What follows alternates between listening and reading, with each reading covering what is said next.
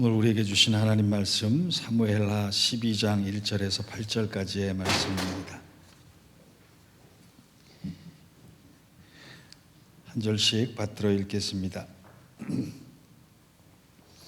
여호와께서 나단을 다윗에게 보내시니 그가 다윗에게 가서 그에게 이르되 한 성읍에 두 사람이 있는데 한 사람은 부하고 한 사람은 가난하니 그 부한 사람은 양과 소가 심히 많으나 가난한 사람은 아무것도 없고 자기가 사서 기르는 작은 암양 새끼 한 마리뿐이라 그 암양 새끼는 그와 그의 자식과 함께 자라며 그가 먹는 것을 먹으며 그의 잔으로 마시며 그의 품에 누움으로 그에게는 딸처럼 되었거늘 어떤 행인이 그 부자에게 오매 부자가 자기에게 온 행인을 위하여 자기의 양과 소를 아껴 잡지 아니하고 가난한 사람의 양 새끼를 빼앗아다가 자기에게 온 사람을 위하여 잡았나이다 하니 다윗이 그 사람으로 말미암아 노하여 나단에게 이르되 여호와의 살아계심을 두고 맹세하노니 이 일을 행한 그 사람은 마땅히 죽을 자라. 그가 불쌍히 여기지 아니하고 이런 일을 행하였으니 그 양 새끼를 네 배나 갚아 주어야 하리라 한지라. 나단이 다윗에게 이르되 당신이 그 사람이라. 이스라엘 하나님 여호와께서 이와 같이 이르시기를 내가 너를 이스라엘 왕으로 기름 붓기 위하여 너를 사울의 손에서 구원하고 내 주인의 집을 두고 내 주인의 아내들을 내 품에 두고 이스라엘과 유다 족속을 내게 맡겼느니라. 만일 그것이 부족하였을 것 같으면 내가 내게 이것저것을 더 주었으리라. 아멘. 이는 하나님 말씀입니다. 얼마 전에 한국교회 신자들의 의식 구조를 분석한 보고서를 본 적이 있습니다. 거기에는 이런 통계가 나왔는데 한국교회 신자들은 설교자가 위로 설교를 할 때는 90% 정도가 은혜를 받는다 그래요. 그런데 축복 설교에는 70% 정도 은혜를 받고 죄와 회개에 대한 설교는 30% 정도의 성도가 은혜를 받고 헌금과 헌신 설교에는 10% 정도 은혜를 받는다. 정확한 데이터는 몰라도 대략 그 정도 퍼센테이지가 된다라고 하는 건 이해를 할 수 있을 것 같더라고요. 제가 설교를 주제를 잡아서 말씀을 전하다 보면 가장 그 말씀이 잘 빨려 들어가는 설교가 위로 설교입니다. 그런데 듣기 부담스러운 주제로 설교를 하기 시작하면 그 설교가 이렇게 튕겨져 나오는 느낌을 받아요. 그래서 오늘 설교를 준비하면서 오늘 은혜 끼치기는 어려울 것 같다 그런 생각을 해봤습니다. 왜냐하면 오늘의 말씀의 주제가 회개에 대한 것이기 때문에 그렇습니다. 요사이 반려동물로 개를 참 많이 키우는데 반려동물 훈련사가 한 번은 이런 말을 한 것을 들은 적이 있습니다. 명견과 변견의 차이가 무엇일까요? 여러분 한번 대답해 보세요. 명견과 변견, 즉 똥개의 차이가 무엇일까요? 먹는 거 앞에서는 다 똑같다 그래요. 본능적으로 먹기 때문에. 그런데 명견과 변견의 차이는 언제 나느냐? 먹을 거 앞에서 주인이 스탑이라고 외쳤을 때 멈출 수 있고 기다릴 수 있는 개가 명견이고, 주인이 아무리 스탑을 외치고 웨잇을 외쳐도 본능적으로 먹기 시작한 것은 잡종견에 불과하다. 그런 해석을 했더라고요. 공감이 갔습니다. 명견과 변견의 차이가 멈추고 기다리는 능력에 있다. 그 말은 우리 신앙에도 적용할 수 있을 것 같아요. 회개란 다른 것이 아닙니다. 회개란 내 죄를 멈추고 나를 돌아보는 시간이에요. 회개라고 하는 것은 나의 질주를 멈추고 하나님의 뜻이 어디 있는가를 기다리라는 뜻입니다. 기다리는 것입니다. 우리는 지난 몇 주간 다윗의 신앙에 대해서 쭉 살펴보고 오는데 오늘은 다윗의 회개에 대해서 말씀을 좀 나눌까 합니다. 본문의 배경은 다윗이 왕권이 안정된 다음에 나라가 평안해졌어요. 그러다가 암몬이라는 나라와 전쟁을 시작했는데 그 전쟁에서 우리아라고 하는 장수가 아주 헌신적으로 잘 싸우고 있었습니다. 그런데 그 우리아의 아내 밧세바를 다윗이 보고 반하여서 마침내 그 여자를 범하게 되는 죄를 지었습니다. 게다가 자신의 죄를 감추기 위해서 충신이었던 우리아를 다시 전쟁터로 보내서 그가 죽도록 만드는 더 큰 죄를 범하고 말았습니다. 사무엘하 12장은 이런 배경을 두고 하나님께서 나단 선지자를 다윗에게 보내서 너의 죄를 깨닫고 너의 죄를 돌이켜서 회개하고 원래의 다윗, 하나님을 지극히도 사랑하는 다윗, 믿음 없이는 못 사는 다윗, 하나님을 찬양하지 않으면 안 되는 다윗으로 돌아오기를 촉구하시는 장면이 오늘 본문이에요. 여러분, 하나님은요, 사랑하는 사람이 죄를 저지르면 가슴이 아파요. 그리고 그 죄를 깨닫게 해주시기 위해서 벌을 주실 때도 있어요. 근데 하나님은 다윗을 벌하지 않으시고 먼저 나단 선지자를 통해 죄를 깨닫기를 원하셨습니다. 왜 그러셨을까요? 그게 중요한 거예요. 우리가 다윗의 죄를 보는 것이 아니라 다윗의 회개를 보면서 하나님이 왜 다윗에게 그 회개를 원하셨을까? 그렇다면 우리의 삶 속에 하나님이 나에게 벌 주시는 것이 아니라 하나님이 나에게 죄를 회개하라고, 죄를 멈추고 나를 돌아보라라고 말씀하실 때 그걸 어떻게 받아들여야 하느냐라고 하는 거예요. 첫째, 여러분, 회개란 하나님과의 관계 회복의 첫걸음이다라고 합니다. 사무엘하 12장, 1장, 11장과 12장에는 단 한 장의 차이지만 시간적으로는 1년의 공백이 있습니다. 1년 동안에 일어난 일이에요. 사무엘하 11장의 주제는 다윗의 범죄함이고 12장에는 다윗의 회개입니다. 이 1년 사이에 다윗은 그의 일생 가운데 하나님에게서 가장 멀어진 시간이었어요. 영적으로 가장 밑바닥에 빠져 있었던 시간이었어요. 그는 하나님을 의식하지 않았고 하나님을 깨닫지도 않았고 하나님을 바라보지도 않았어요. 그의 인생 안에 성령이 역사하지 않았던 시간입니다. 그 시간이 1년이에요. 불 꺼진 심령이 되었고 구원의 기쁨도 없고 메마른 광야처럼 그의 영혼은 메말라 갔던 시기입니다. 다윗은 스스로 그것을 안타까워하지 않았어요. 하나님만이 안타까워하셨어요. 내가 그토록 사랑하는 다윗이 예전의 신앙으로, 예전의 감격으로, 예전의 믿음으로 돌아와야 할 텐데 그게 언제일까 기다리시다가 나단 선지자를 보내서 너가 다시 돌아왔으면 좋겠다 촉구하시는 게 그게 본문이에요. 1절을 보겠습니다. 여호와께서 나단을 다윗에게 보내시니 그가 다윗에게 가서 그에게 이르되, 나단이 다윗에게 간 것은 누가 보냈다고요? 하나님께서 보내신 거예요. 그러면 이런 재밌는 예화가 있더라고요. 모기가 죽어서 하나님 앞에 갔답니다. 하나님을 만나자마자 털퍼덕 주저앉아서 하나님께 눈물로 호소를 했대요. 하나님, 나는 날마다 매맞아 피 터져 죽고 왔습니다. 그런데 가만히 보면 파리는 그렇게 안 죽더라고요. 사람들은 파리가 왔을 때 손으로 휘휘 저으면서 내쫓는데 나만 나타나면 때려서 죽이려고 합니다. 그래서 나는 피 터져 죽었습니다. 그랬더니 하나님이 이렇게 대답하셨대요. 야, 착각하지 마라. 파리는 항상 사람들에게 손으로 싹싹 빌고 있었어. 그렇게 얘기를 했다는 거예요. 회개에 대한 우스운 예화지만요, 성경이 다윗이 1년 동안 하지 않았던 것을 회개라고 얘기하는 것은 하나님 앞에 자기를 돌아보지 않았다는 거예요.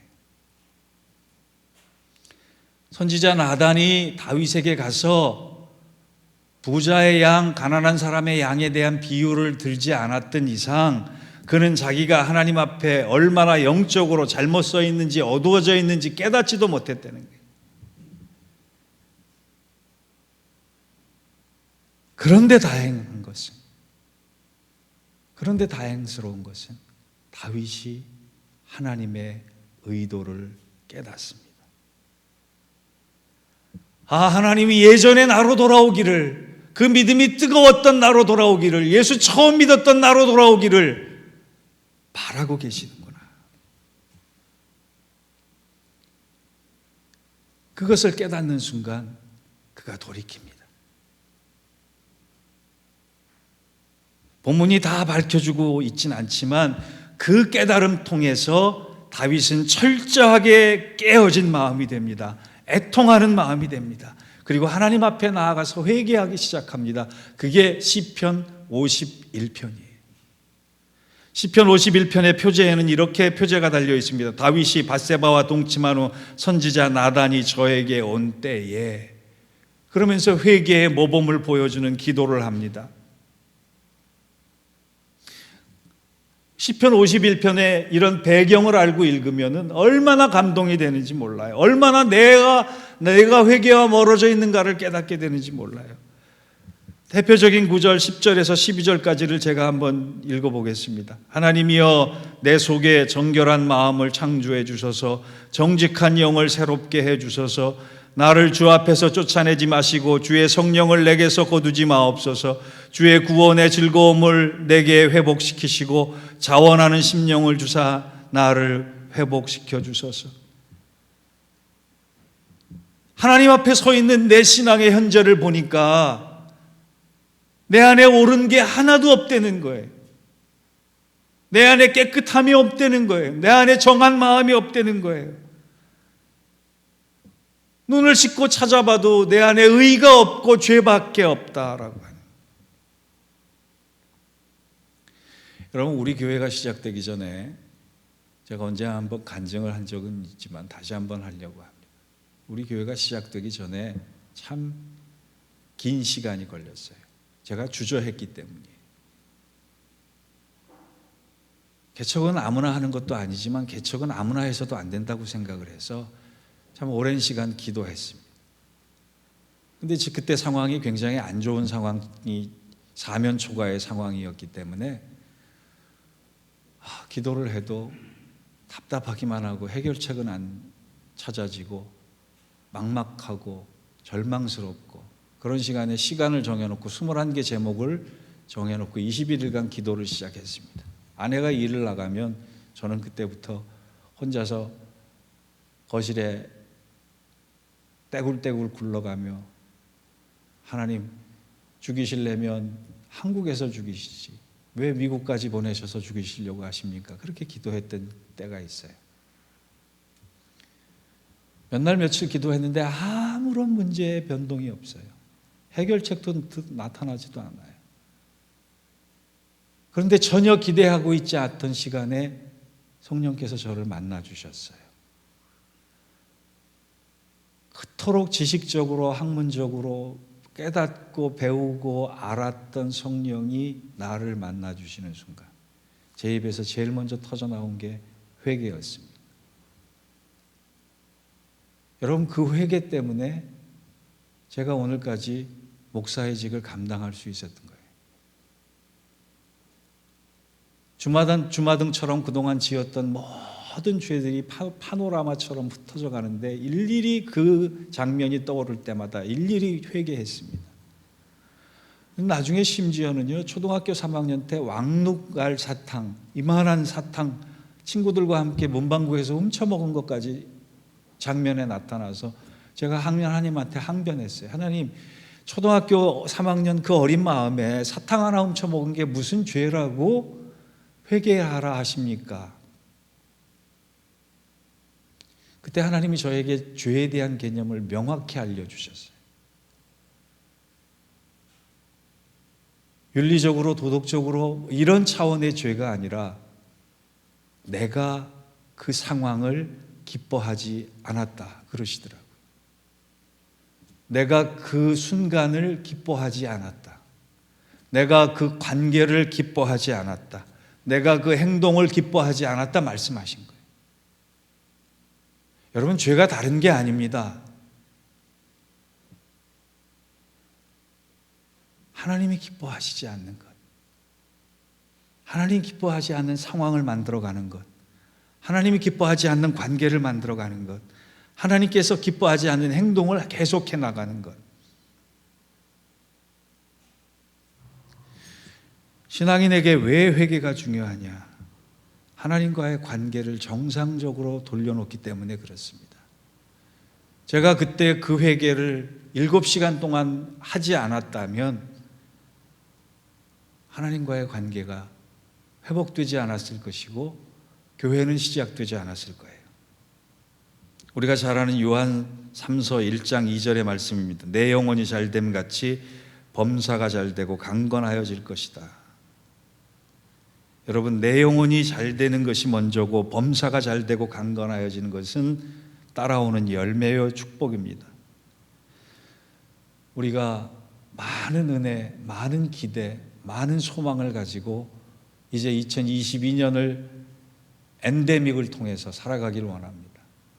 코로나가 끝나고 종식되는 과정에서 살아가길 원합니다. 그럴 때 가장 먼저 해야 할 것은 처음 믿었던 순간, 저나 여러분이나 예수를 처음 믿었던 순간, 하나님의 관계가, 하나님과의 사랑의 관계가 가장 뜨거웠던 순간으로 돌아가는, 회복되는 그 은혜가 있어야 할 것입니다. 두 번째, 왜 우리가 회개해야 하느냐? 회개하는 순간에 내 안에 복음이 역사하기 때문에 그래요. 7절을 보시기 바랍니다. 나단이 다윗에게 이르되 당신이 그 사람이라 이스라엘의 하나님 여호와께서 이와 같이 이르시기를 내가 너를 이스라엘 왕으로 기름 붓기 위하여 너를 사울의 손에서 구원하고, 여러분, 구원이라는 단어가 등장을 합니다. 존 맥아더의 하나님의 용서라고 하는 책이 있는데 그 하나님의 용서라고 하는 책의 주제가 이런 거예요. 책의 핵심이 요즘 세상이 죄를 생각하지 못하도록 만들어가는 세상이다라고 해요. 요즘 세상은 사람들로 하여금 죄를 죄로 여기지 않게끔 만들어가는 세상이라는 거예요. 죄가 아니면 뭐냐? 질병이라고 얘기하는 거예요. 거기에서 나온 얘기가 이런 것들이에요. 한 손자가 할머니를 매일 때립니다. 여러분, 이거 죄예요, 아니에요? 장 집사님, 죄예요, 아니에요? 아니, 사랑해주고 있는 할머니를 손자가 자기가 기분이 나쁘다고 할머니를 폭력으로 때리고 뭐 그러는데 그 죄예요, 아니에요? 죄죠. 성경에도 부모를 공경하라 그랬잖아요. 매일 폭행하는데 누군가 경찰에 신고했을 때 이 소년이 부모를 통해서 자기는 과잉 행동장애라고 하는 병을 갖고 있다고 얘기를 했습니다. 그래서 법원이요, 그에게 수감생활 대신에 약물 치료를 선고했어요. 또 미국에서 회사 돈을 횡령해서 카지노에서 도박을 하던 한 회사원이 직장에서 해고가 됐을 때 회사를 소송을 했습니다. 자신이 도박 장애가 있다는 죄명으로요. 결국 변호사를 잘 사서인지 그가 승소했습니다. 그리고 회사가 도박 장애 치료를 하는데 비용까지 내라는 판결을 받았어요. 여기 명백히 보기에 죄가 아니라 장애로 둔갑하는 시간, 자신의 죄를 질병으로 해석하는 시대를 살고 있다는 거예요. 이 땅에서 죄가 없어졌어요. 여러분, 강단에서도 죄에 대한 설교를 들어보신 적이 언제이십니까? 하나님 앞에서 우리가 얼마나 죄인임을 인식하고 죄를 알고 죄를 느껴야 회개할 수 있고 돌이킬 수 있는데, 교회에서도 사회에서도 세상에서도 죄의 개념이 사라지고 있어요. 그래서 제임스 패커라고 하는 목사님은 이 시대의 기독교를 향해서 즐거움에 대한 열심으로 타락한 기독교, 그렇게 얘기를 해요. 마태복음 4장 17절에 보면 예수님께서 갈릴리에 오셔서 처음 전파하신 말씀이 이때부터 예수께서 비로소 전파하여 가라사대 회개하라 천국이 가까웠느니라 하시니라. 누가복음 24장 47절과 48절을 보면 예수님께서 승천하시기 전에 제자들에게 마지막 부탁하신 말씀 중에도 회개가 들어가 있어요. 또 그의 이름으로 죄 사함을 얻게 하는 회개가 예루살렘으로부터 시작하여 모든 족속에게 전파될 것이 기록되어 있으니 너희는 이 모든 일의 증인이라. 사도 베드로가 십자가에서 거꾸로 매달려 죽기 전에 처음 설교라는 사도행전 2장에 가보면 3,000명을 회개시킨 설교의 가운데 그도 회개를 주제로 설교를 전합니다. 저희가 이 말을 듣고 마음에 찔려 베드로와 다른 사도들에게 물어 가로되 형제들아 우리가 어찌할꼬 하거늘 베드로가 가로되 너희가 회개하여 각각 예수 그리스도의 이름으로 세례를 받고 죄 사함을 얻으라 그리하면 성령을 받으리니. 여러분, 세상이 감지하고 있지 못하는 죄, 세상이 감추고 있는 죄, 복음은 그 속에서 역사할 수 없습니다. 그러나 그 복음을 선포하는 순간, 회개를 하고 돌이키는 순간 복음이 나의 삶을 바꾸는 거예요. 복음이 내 안에서 능력이 되는 거예요. 복음이 내 안에서 구원의 밧줄이 되는 거예요. 제가 여러분 지금 금토일 3일째 말씀을 전하잖아요. 청년 집회에 가서 말씀을 전하는데 갔더니 되게 곤욕스럽더라고요. 왠지 아세요? 청년들이 부르는 찬양을 하나도 모르겠더라고요. 또 뜨겁게 부르면서 리듬을 타서 춤을 추는데요, 청년들이.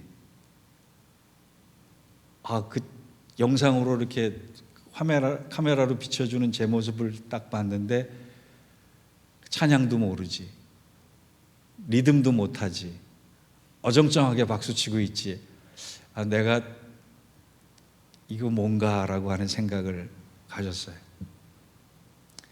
무거운 책임감으로 말씀을 준비했습니다. 그래서 첫날 저녁에는 1시간, 둘째 날 아침에는 2시간, 어제 저녁에는 1시간 반 설교를 했어요.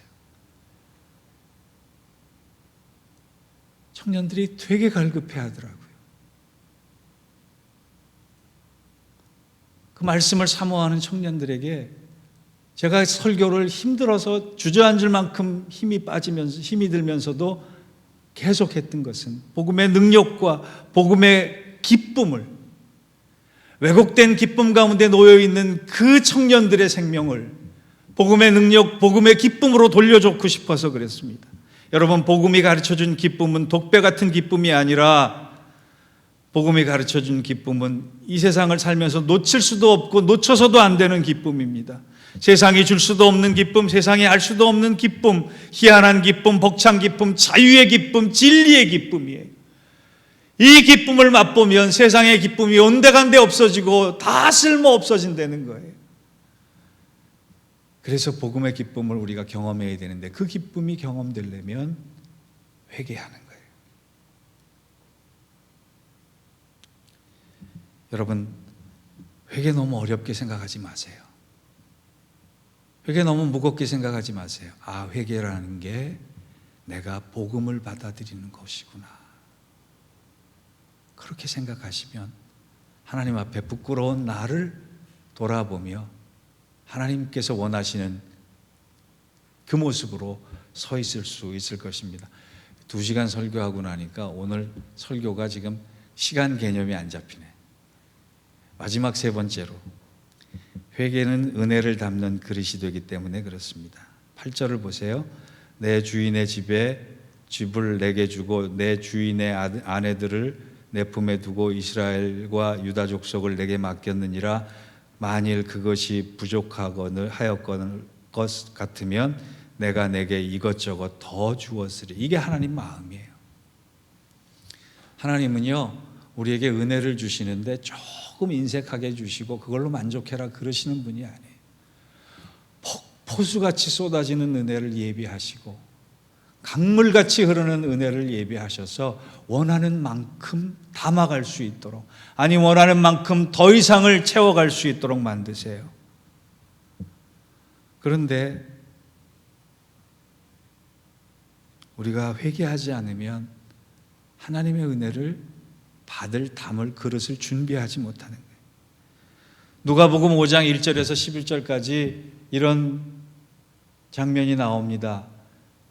베드로와 어부들이 예수님의 음성을 듣는데 깊은 데 가서 그물을 내려라.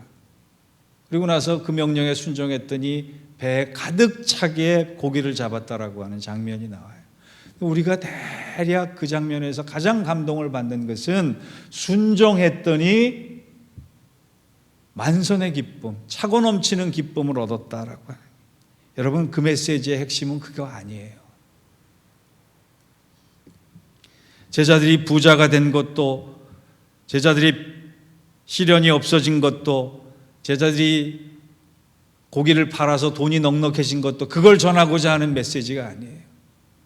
거기에 감추어진 비밀은 예상치 못한 순간에 주님이 어부들을 찾아왔고 예상치 못한 곳으로 배를 인도하셨으며 예상치 못했던 만선의 기쁨을 예상치 않게 주님은 주실 수 있는 분이다라고 하는 걸 전하는 거예요. 우리가 회개해서 하나님의 은혜를 사모하면 우리가 예상치도 못했던 하나님의 은혜가 나에게 물밀듯 밀려오는데 그것이 기쁨이고 그것이 사랑이고 그것이 벅찬 감격이라는 거예요.